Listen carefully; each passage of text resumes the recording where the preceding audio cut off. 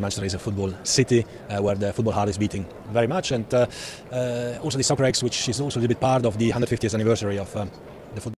Yes, alhamdulillah mantap. Publik benar-benar dibuat girang. Di tengah padatnya agenda Timnas Indonesia Senior dan U23 pada bulan September,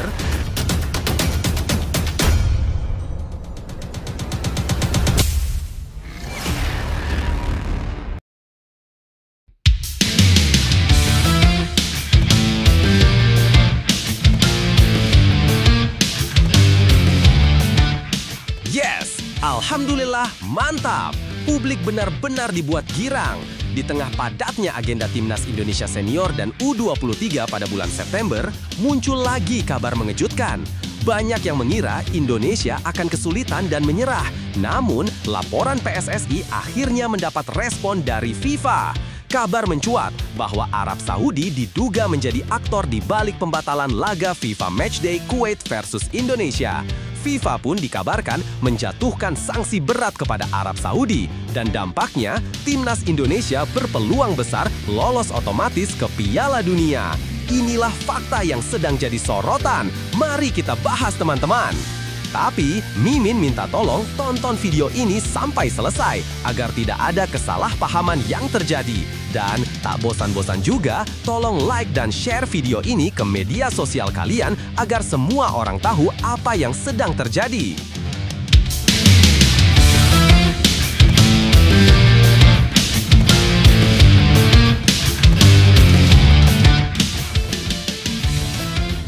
Sementara itu, di sisi lain, laga Timnas Indonesia dan Timnas U23 tetap digelar meski ada aksi demonstrasi di Surabaya.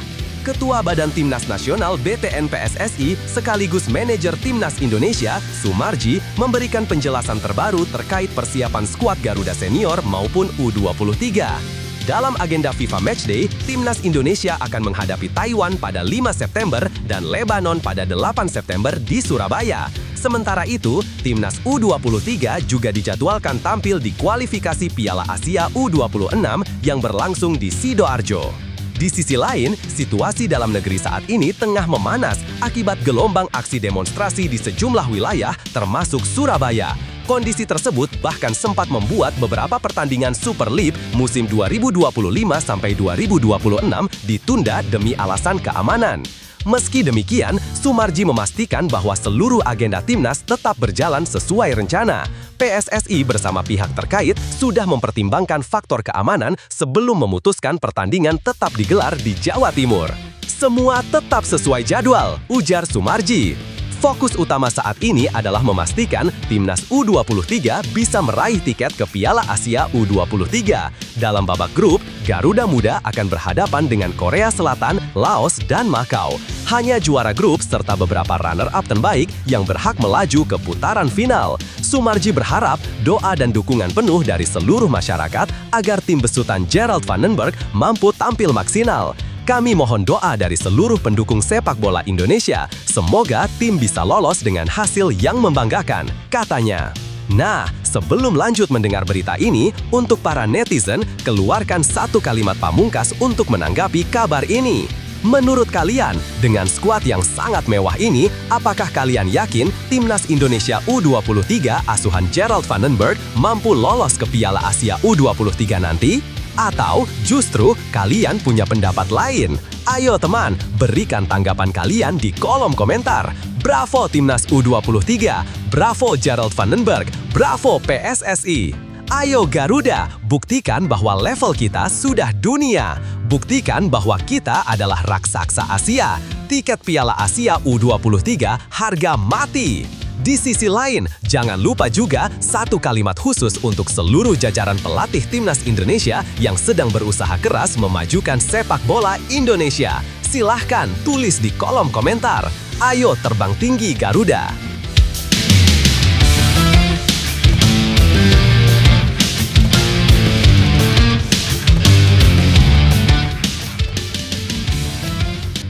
Mari kita lanjut teman-teman. Mengenai persiapan, ia menegaskan bahwa program latihan Timnas U23 berjalan lancar tanpa hambatan. Beberapa pemain bahkan sudah bergabung lebih cepat sebelum kompetisi Super League memasuki masa jeda. Menurutnya, hal itu menjadi modal berharga menghadapi lawan terberat di grup, yakni Korea Selatan. Sejauh ini semua berjalan baik. Harapan kami, persiapan ini bisa berbuah hasil sesuai target. Tutup Sumarji. Lebih lanjut, situasi ini menunjukkan bahwa PSSI ingin menjaga konsistensi jadwal timnas meski ada gejolak sosial di tanah air. Keputusan untuk tetap menggelar pertandingan bisa dilihat sebagai bentuk keyakinan bahwa faktor keamanan sudah diantisipasi dengan baik. Namun, penting juga bagi semua pihak untuk memastikan keselamatan pemain, ofisial, dan supporter agar tidak ada hal yang mengganggu jalannya laga maupun konsentrasi tim. Di sisi lain, dukungan penuh masyarakat akan menjadi energi tambahan bagi para pemain untuk memberikan hasil terbaik dan membawa kebanggaan bagi Indonesia. Apapun tantangannya, timnas butuh dukungan penuh dari kita semua. Jangan biarkan situasi di luar lapangan mengurangi semangat, karena doa dan dukungan supporter bisa menjadi kekuatan besar bagi Garuda untuk terbang tinggi. Yakinlah, dengan kerja keras dan kebersamaan, Indonesia mampu meraih hasil yang membanggakan.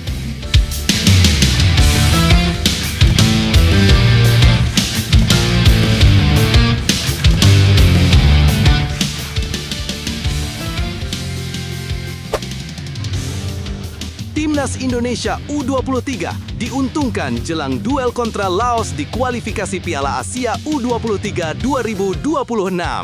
Timnas Indonesia U23 sedang dalam kondisi penuh semangat jelang laga perdana Grup J kualifikasi Piala Asia U23 2026. Skuad asuhan Gerald Vandenberg akan menantang Laos U23 di Stadion Gelora Bung Tomo, GBT, Surabaya pada Rabu 3 September 2025 malam pukul 19.30 WIB. Sehari sebelumnya, pada Selasa 2 September 2025 malam, Garuda Muda sudah menggelar latihan resmi di GBT pukul 19.00 WIB.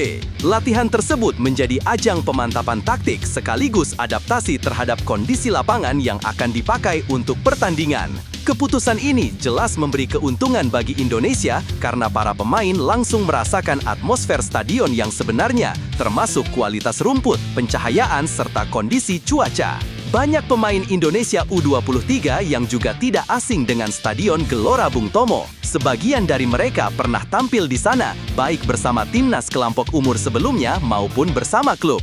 Bahkan dua pemain, Mikael Tata dan Tony Firmansyah, sudah terbiasa dengan stadion ini karena berstatus sebagai pemain Persebaya Surabaya. Pengalaman itu membuat keduanya sangat paham karakter lapangan sehingga bisa menjadi nilai plus saat menghadapi Laos. Berbeda dengan Indonesia, Laos U23 memilih berlatih di lapangan Tor, Surabaya pada jam yang sama. Walau sama-sama mempersiapkan diri, keputusan ini membuat mereka tidak mendapat kesempatan mencoba langsung arena pertandingan. Hal ini tentu bisa sedikit mengurangi tingkat adaptasi mereka saat laga berlangsung. Selain Indonesia dan Laos, dua tim lain di Grup J juga melakukan persiapan. Korea Selatan U23 yang menjadi lawan berat di grup ini berlatih di lapangan Tor pada Selasa sore pukul 16.00 WIB. Sedangkan Makau U23 dijadwalkan berlatih di GBT pukul 16.30 WIB. Dengan demikian, keempat tim peserta grup J sudah mulai serius mempersiapkan diri menghadapi persaingan ketat untuk merebut tiket menuju putaran final. Sesuai regulasi, hanya juara grup yang otomatis lolos ke Piala Asia U23 2026. Sementara tim yang finish sebagai runner-up masih harus bersaing dengan 10 runner-up dari grup lain untuk memperebutkan slot 10 terbaik. Dengan sistem ini, peluang lolos Indonesia akan lebih besar jika mampu meraih kemenangan di laga pertama melawan Laos. Pertandingan pembuka selalu menjadi momen penting untuk menentukan arah perjalanan tim di sebuah turnamen. Jika berhasil meraih kemenangan, kepercayaan diri skuad Garuda Muda akan meningkat sebelum menghadapi lawan yang lebih berat seperti Korea Selatan dan Makau. Publik sepak bola Indonesia tentu berharap Rafael Struijk dan rekan-rekannya bisa tampil penuh semangat, memanfaatkan dukungan supporter yang dipastikan memenuhi Stadion Gelora Bung Tomo. Kehadiran ribuan penonton akan menambah motivasi para pemain untuk menunjukkan permainan terbaik. Laga Indonesia U23 kontra Laos U23 dapat disaksikan secara langsung melalui Indosiar pada Rabu 3 September 2025 pukul 19.30 WIB. Pertandingan ini diprediksi akan berlangsung seru sekaligus menjadi ajang pembuktian sejauh mana persiapan Garuda Muda menghadapi ajang bergengsi tingkat Asia. Lebih lanjut, situasi Timnas Indonesia U23 jelang laga perdana melawan Laos bisa dibilang cukup menguntungkan. Persiapan yang dilakukan di Stadion Gelora Bung Tomo memberi kesempatan bagi para pemain untuk langsung beradaptasi dengan lapangan pertandingan. Faktor ini penting karena membuat mereka lebih percaya diri saat kick-off dimulai. Keberadaan beberapa pemain yang sudah terbiasa bermain di stadion tersebut seperti Mikael Tata dan Tony Firmansyah juga menambah nilai plus. Mereka bisa menjadi penopang tim dalam hal membaca karakter lapangan sekaligus membangun komunikasi dengan rekan setim yang mungkin baru pertama kali tampil di sana. Dari sisi Laos U23 memilih berlatih di tempat lain sehingga mereka tidak memiliki kesempatan menguji kondisi lapangan utama. Hal ini jelas membuat Indonesia punya keunggulan kecil yang bisa dimanfaatkan. Namun, keunggulan itu tetap harus disertai dengan fokus dan kerja keras. Kemenangan di laga perdana sangat penting karena bisa menjadi modal mental sebelum menghadapi Korea Selatan yang dikenal jauh lebih kuat. Jika tidak dimanfaatkan, peluang lolos otomatis bisa semakin berat mengingat hanya juara grup yang dipastikan melangkah ke putaran final Piala Asia 2026. Secara keseluruhan, Garuda Muda punya bekal yang cukup baik. Dengan dukungan penuh supporter di Gelora Bung Tomo, semangat tim diyakini akan berlipat ganda. Tinggal bagaimana pemain bisa menjaga konsistensi dan menghindari kesalahan yang bisa dimanfaatkan lawan. Garuda Muda harus percaya bahwa setiap langkah yang mereka ambil di lapangan adalah bagian dari sejarah. Bermain di depan ribuan pendukung sendiri adalah kehormatan sekaligus energi tambahan yang tidak dimiliki semua tim. Jangan takut menghadapi tekanan, jadikan sorakan supporter sebagai bahan bakar untuk tampil lebih berani. Setiap pemain perlu mengingat bahwa kemenangan tidak hanya ditentukan oleh nama besar, tapi oleh kerja keras, disiplin, dan keberanian untuk berjuang sampai menit terakhir. Laos mungkin dianggap lawan yang lebih ringan, tapi tidak boleh diremehkan. Justru inilah momen yang tepat untuk menunjukkan kualitas terbaik sejak awal. Bagi supporter, dukungan tanpa henti akan menjadi kekuatan besar yang mendorong tim semakin percaya diri. Dengan semangat persatuan antara pemain dan pendukung, mimpi lolos ke Piala Asia 2026 bukan sekedar harapan, melainkan target yang bisa diwujudkan. Alasan Taiwan tak turunkan skuad utama saat hadapi Timnas Indonesia di FIFA Matchday September 2025. Timnas Taiwan dipastikan tidak datang dengan kekuatan terbaik ketika menghadapi Timnas Indonesia dalam laga FIFA Matchday yang akan digelar di Stadion Gelora Bung Tomo, Surabaya pada Jumat 5 September 2025. Beberapa pemain pilar yang biasanya menjadi andalan tidak diikut sertakan. Nama-nama seperti Kang Tae-won yang bermain di Korea Selatan, Yu Yao-sing yang berkarir di Liga Tiongkok, hingga Kapten Chen Po Liang juga tidak masuk daftar skuad. Keputusan mengejutkan ini ternyata bukan tanpa alasan. Pelatih kepala Huang Zheming sengaja melakukan rotasi besar-besaran untuk memberikan kesempatan kepada para pemain muda. Fokus utama mereka bukanlah laga uji coba melawan Indonesia, melainkan persiapan menghadapi Thailand pada lanjutan kualifikasi Piala Asia 2027 bulan Oktober mendatang. Karena itu, mayoritas pemain yang dibawa merupakan penggawa dari Liga Domestik Taiwan yang usianya relatif lebih muda. Fokus pada regenerasi pemain. Federasi Sepak Bola Taiwan (CTFA) menegaskan bahwa langkah ini diambil sebagai bagian dari strategi regenerasi. Mereka ingin menemukan calon-calon penerus yang bisa memperkuat tim nasional dalam jangka panjang. CTFA bahkan menulis secara terbuka bahwa skuad kali ini memang didominasi pemain yang masih berusia di bawah 30 tahun dan aktif di liga lokal. Dengan cara itu, mereka berharap bisa menyiapkan tulang punggung baru bagi tim di masa depan. Awalnya enggan jalani uji coba. Menariknya, Taiwan sebenarnya tidak berencana menggelar pertandingan uji coba pada bulan September. Rencana awal mereka hanyalah melakukan pemusatan latihan internal sebagai persiapan menuju laga krusial melawan Thailand. Namun, situasi berubah setelah Kuwait memutuskan mundur dari agenda FIFA Matchday. PSSI yang saat itu mencari lawan pengganti langsung menghubungi CTFA. Setelah melakukan diskusi internal, pihak Taiwan akhirnya menerima tawaran tersebut. Mereka menilai menghadapi Indonesia bisa memberikan pengalaman berbeda yang bermanfaat meski dengan skuad yang sebagian besar diisi pemain baru. CTFA akui kekuatan timnas Indonesia. CTFA juga tidak menutup mata terhadap perkembangan pesat timnas Indonesia dalam beberapa tahun terakhir. Mereka mengakui bahwa kebijakan PSSI menggunakan pemain keturunan yang berkarir di Eropa telah memberikan dampak signifikan. Kualitas permainan skuad Garuda semakin meningkat, ditambah lagi dengan mental bertanding yang jauh lebih matang karena banyak pemain yang terbiasa tampil di liga dengan intensitas tinggi. Bagi Taiwan, bertanding melawan Indonesia justru menjadi ujian yang berharga bagi para pemain muda mereka. CTFA menegaskan bahwa hasil akhir bukanlah prioritas utama. Yang lebih penting adalah bagaimana pemain lokal Taiwan bisa belajar dari atmosfer laga internasional yang menantang. Laga penting bagi kedua tim.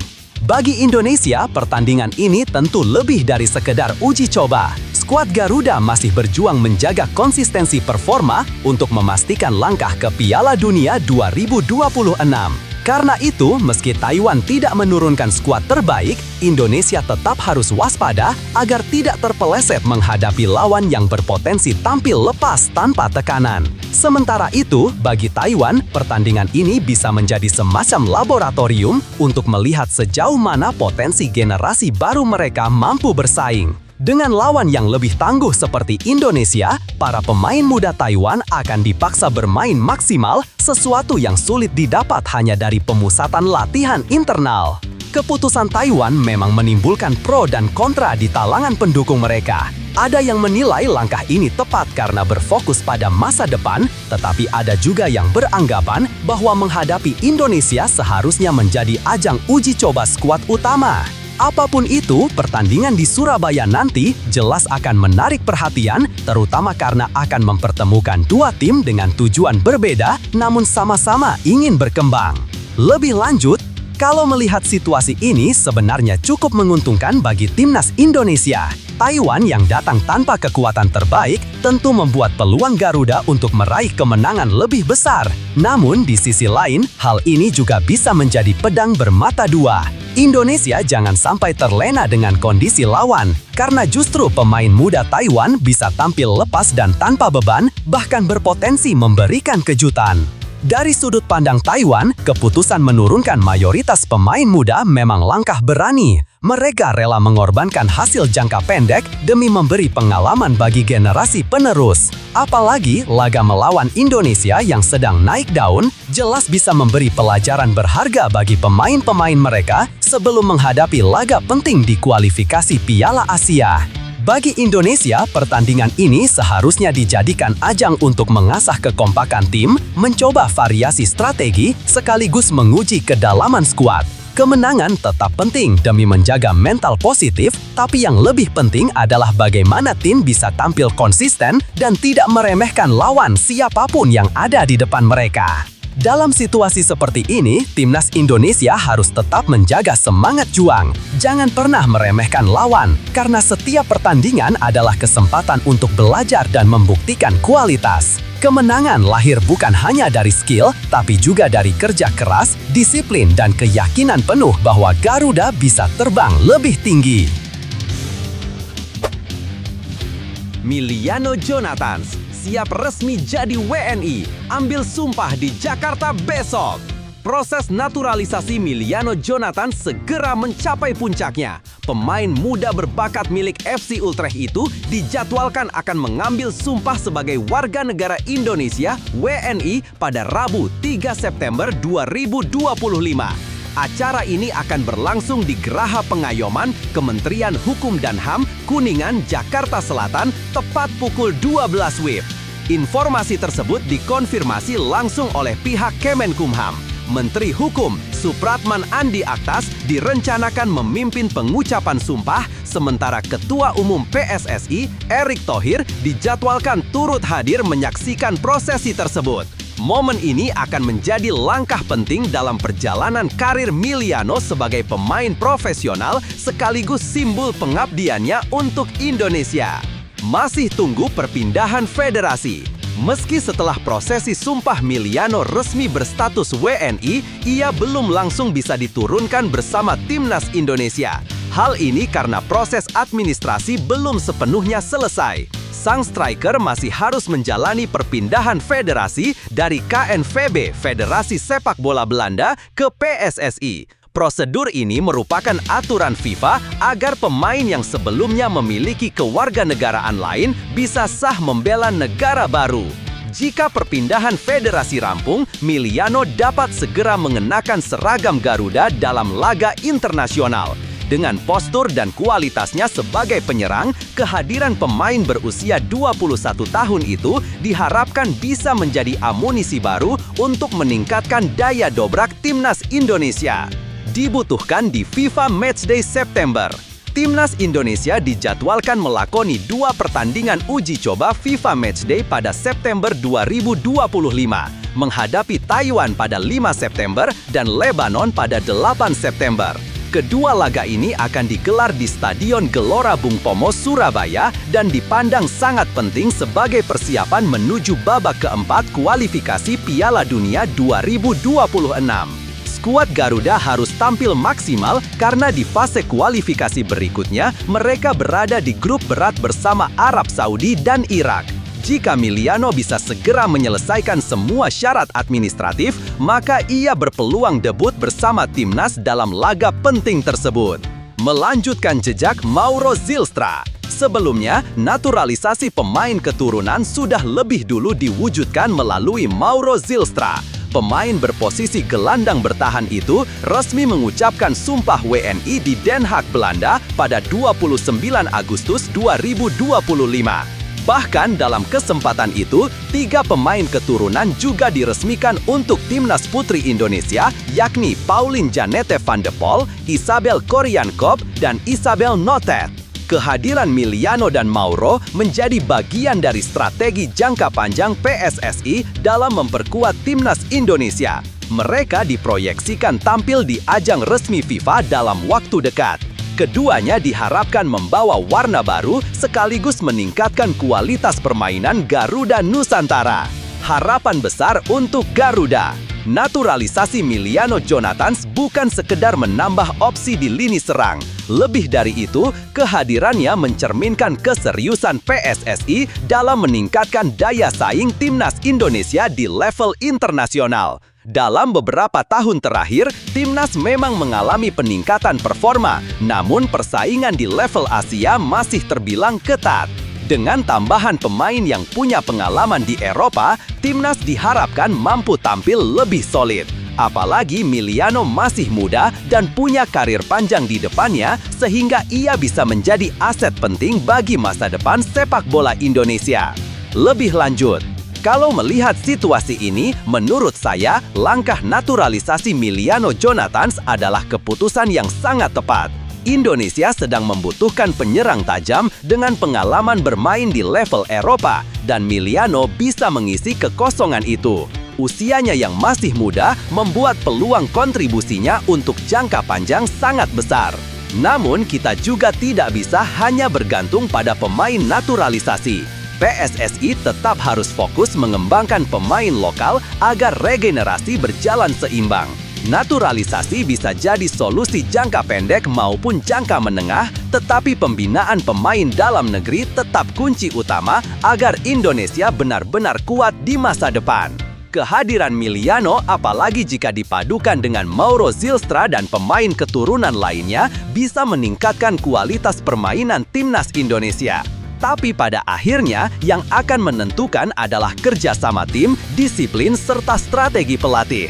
Dengan kombinasi pemain lokal dan naturalisasi, Garuda punya peluang lebih besar untuk bersaing di level Asia, bahkan dunia.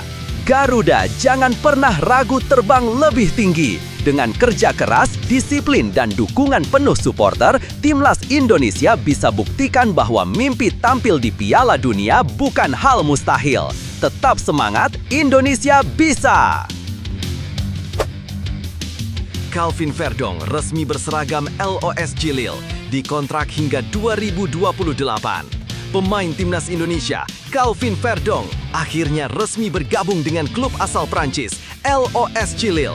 Kabar ini diumumkan langsung melalui akun resmi media sosial klub pada Senin malam 1 September 2025 waktu Prancis. Dalam video perkenalan yang diunggah Lille, Verdong digambarkan sebagai bagian penting dari tembok kokoh, simbol kekuatan serta soliditas klub berjuluk Les Dogs tersebut. Mereka juga mengajak para pendukung untuk menyambut hangat kedatangan bek kiri berusia 28 tahun itu. Verdong menandatangani kontrak berdurasi 3 tahun hingga 30 Juni 2028. Lille merekrutnya dari NEC Nijmegen dengan nilai transfer sekitar 3 juta euro atau setara 57 miliar rupiah. Dengan kepindahan ini, Verdong menjadi pemain Timnas Indonesia pertama yang akan tampil di kompetisi kasta tertinggi Liga Prancis. Menariknya, ia kini akan berbagi ruang ganti dengan bintang-bintang dunia, salah satunya Olivier Giroud. Namun, persaingan di sektor bek kiri tidak akan mudah. Verdong akan bersaing dengan Romain Perrault, pemain asal Prancis yang baru direkrut dari Real Betis pada bursa transfer musim panas ini dan sudah mencatatkan kontribusi gol serta assist di Liga 1 2025 sampai 2026. Saat ini, Lille berada di posisi ketiga klasemen sementara Liga Prancis dengan 7 poin dari 3 laga, hanya terpaut 2 angka dari pemuncak klasemen Paris Saint-Germain. Kehadiran Verdong tentu diharapkan bisa memperkuat lini pertahanan Lille sekaligus membuka jalan lebih banyak pemain Indonesia untuk menembus pentas sepak bola Eropa. Lebih lanjut, kepindahan Calvin Verdong ke LOS Jilil adalah kabar yang sangat membanggakan bagi sepak bola Indonesia. Kehadirannya di Liga Prancis menandakan bahwa pemain Indonesia mulai mendapat kepercayaan untuk bersaing di level Eropa, khususnya di liga yang memiliki reputasi besar. Ini juga membuktikan bahwa dengan kerja keras, disiplin, dan konsistensi, pemain asal Indonesia bisa menembus klub-klub ternama dunia. Selain itu, langkah Verdong membuka pintu motivasi baru bagi talenta muda tanah air. Melihat ada pemain Timnas Indonesia tampil di kompetisi sekelas Liga 1 akan menumbuhkan keyakinan bahwa mimpi bermain di luar negeri bukanlah hal yang mustahil. Jika kesempatan ini dimanfaatkan dengan baik, bukan tidak mungkin ke depan akan ada lebih banyak pemain Indonesia yang mengikuti jejaknya. Perjalanan Calvin Verdong menuju Liga Prancis memberi pesan jelas bahwa mimpi besar bisa terwujud jika dijalani dengan tekad dan usaha tanpa henti. Untuk para pemain muda Indonesia, jangan pernah ragu bermimpi tinggi, asah kemampuan, jaga disiplin, dan terus berjuang karena kesempatan bisa datang kapan saja. Ingat, kerja keras hari ini bisa menjadi pintu menuju panggung dunia esok hari. Kronologi gagalnya transfer Mads Hilgers ke Stade Brest, klub peserta Liga Champions 2024-2025. Kabar mengejutkan datang dari dunia sepak bola Eropa yang melibatkan salah satu pemain Timnas Indonesia, Mads Hilgers. Bek yang kini berusia 24 tahun itu batal bergabung dengan Stade Brest, klub asal Prancis yang musim lalu berhasil tampil di ajang Liga Champions. Padahal, rumor kepindahan Hilgers ke Brest sempat membuat publik Indonesia antusias, mengingat hal ini bisa menjadi lompatan besar dalam karirnya. Awal kesepakatan antara Twente dan Brest. Menurut laporan media Belanda De Telegraaf, FC Twente dan Stade Brest sudah mencapai kesepakatan pada akhir bursa transfer musim panas 2025. Skema yang disetujui adalah peminjaman selama 1 musim dengan opsi pembelian permanen. Demi melancarkan transfer tersebut, Hilgers bahkan bersedia memperpanjang kontraknya bersama Twente selama 1 tahun. Kesepakatan itu dianggap sebagai langkah realistis. Brest bisa menilai kualitas Hilgers terlebih dahulu selama semusim, sementara Twente tidak kehilangan asetnya begitu saja. Bagi Hilgers sendiri, ini merupakan kesempatan untuk mencicipi persaingan di Liga 1 dan tampil di level lebih tinggi. kendala administrasi dan tes medis. Meski kedua klub sudah bersepakat, masalah muncul di tahap akhir. Dokumen transfer sebenarnya selesai tepat waktu, tetapi tes medis yang diwajibkan Federasi Sepak Bola Prancis tidak bisa dijalani secara lengkap. Waktu yang tersisa sebelum penutupan bursa transfer terlalu singkat, sehingga proses tidak dapat diselesaikan. Bursa transfer di Prancis resmi ditutup pada Senin 1 September 2025 pukul 20 waktu setempat atau Selasa dini hari WIB. Karena keterlambatan ini, Brest gagal mendaftarkan Hilgers sebagai pemain baru dan kepindahan tersebut otomatis batal. Perbandingan dengan transfer Calvin Verdong. Situasi Hilgers semakin disorot karena pada hari yang sama, rekan setimnya di Timnas Indonesia, Calvin Verdong, justru sukses pindah ke klub Prancis lainnya, LOSC Lille. Verdong ditebus dari NEC Nijmegen dengan biaya transfer 3 juta euro dan menandatangani kontrak berdurasi 3 tahun. Ia pun akan bermain bersama sejumlah nama besar termasuk Olivier Giroud. Keberhasilan Verdong membuat publik semakin penasaran dengan nasib Hilgers. Banyak yang menilai bahwa andai tes medis bisa diselesaikan tepat waktu, Hilgers sudah pasti menjadi pemain Indonesia berikutnya yang merumput di Liga 1. Masa depan Hilgers masih menggantung. Kini, masa depan Hilgers masih belum jelas. Bursa transfer di Belanda masih terbuka hingga 2 September malam waktu setempat, sehingga ia masih berpeluang bergabung dengan klub Eredivisie lainnya. Selain itu, bursa transfer Belgia juga baru akan ditutup seminggu ke depan.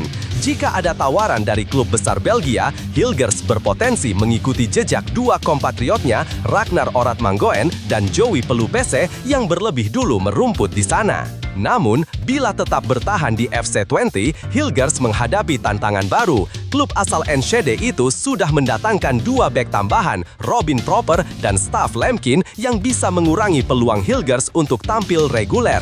Situasi ini membuat karirnya bisa terhambat jika ia tidak segera mendapatkan kepastian soal masa depannya. Kasus batalnya transfer ini menunjukkan betapa pentingnya detail administrasi dalam sepak bola modern. Satu hal kecil seperti keterlambatan tes medis bisa mengubah jalan karir seorang pemain. Bagi Hilgers, ini bisa menjadi pelajaran berharga sekaligus titik balik. Banyak pihak menilai bahwa peluang Hilgers masih cukup terbuka, baik di Belanda maupun Belgia. Namun, keputusan cepat harus diambil agar ia tidak hanya sekedar bertahan tanpa jaminan menit bermain.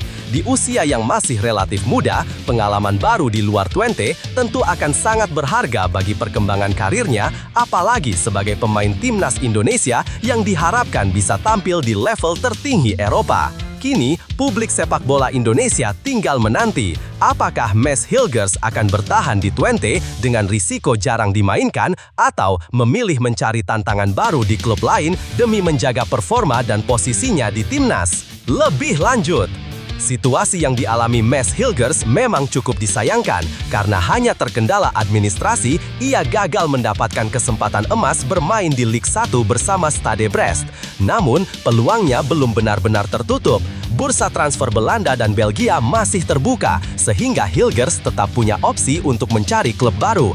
Jika bertahan di Twente, risiko terbesarnya adalah minim menit bermain karena adanya bek baru. Demi menjaga performa dan posisinya di Timnas Indonesia, sebaiknya ia segera mengambil langkah tepat agar karirnya tidak terhambat. Setiap kegagalan hanyalah jalan memutar menuju keberhasilan yang lebih besar. Mads Hilgers masih punya banyak kesempatan untuk bangkit dan membuktikan kualitasnya, asal ia terus berjuang dan tidak menyerah pada keadaan.